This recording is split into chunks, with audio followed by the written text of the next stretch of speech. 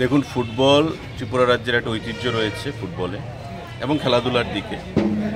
আমাদের মাননীয় মুখ্যমন্ত্রী নিজেও একজন প্লেয়ার এবং বরাবরই চান যে খেলাধুলার মানকে আরও ঊর্ধ্বে তুলে ধরার জন্য, এবং সেটাকে লক্ষ্য রেখে আমাদের সরকারও কাজ করছে।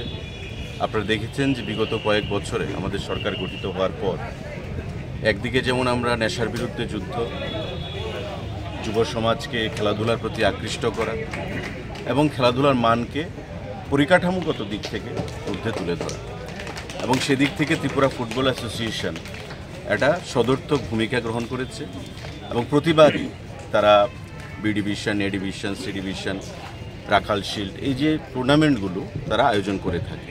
এবারও সেটা আজ থেকে শুরু হয়েছে। আমরা আশা করব যে দুটো দল এখানে খেলায় অংশগ্রহণ করেছে তারা ভালো ফুটবল খেলার উপহার দেবে, এবং যতই দিন গড়াবে, যতই এই বি ডিভিশন ফুটবল টুর্নামেন্ট সেখানে এগোতে থাকবে, যে ক্লাবগুলো রয়েছে, যে পার্টিসিপেন্টস, তারা আরও ভালো ফুটবল খেলার উপহার দেবে।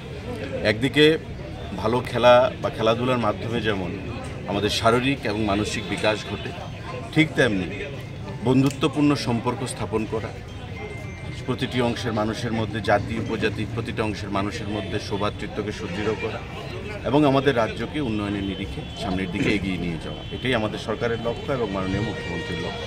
সেটাকে সামনে রেখে আমরা কাজ করছি।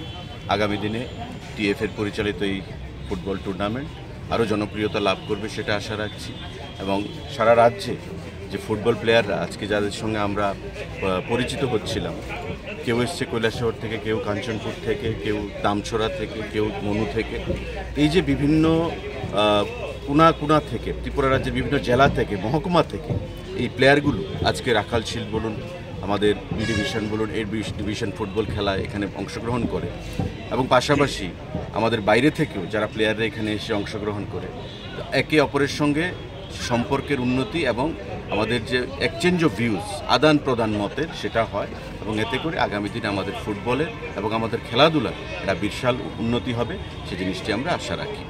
তাই আমি আবারও টিএফএকে, এখানে আছেন টিএফএর যিনি প্যাট্রন, নিজেও একজন ক্রীড়াবিদ রতন সাহা মহোদয় আছেন, জয়েন্ট সেক্রেটারি যারা আছেন টিএফের আমাদের গভর্নিং বডির যারা সদস্যরা, নেতৃত্বরা, তাদের সবাইকে আমি অনেক শুভেচ্ছা জানাচ্ছি।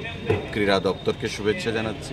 আগামী দিনে আমাদের লক্ষ্য খেলাধুলার মানকে আরও সামনের দিকে এগিয়ে নিয়ে যাওয়া। তো মাঠের যে অ্যাস্ট্রোটার্ফ, আমাদের মুখ্যমন্ত্রীও, বর্তমান যিনি মুখ্যমন্ত্রী, উনি সেখানে এসছেন, উদ্বোধন করেছেন, প্রাক্তন উপমুখ্যমন্ত্রীও ছিলেন, এবং তখনই আমাদের এই ফ্লাড লাইটের ভিত্তিপ্রস্তর স্থাপন করা হয় এবং প্রায় 4-4.5 কোটি টাকা স্যাংশন সে তখন হয়েছিল।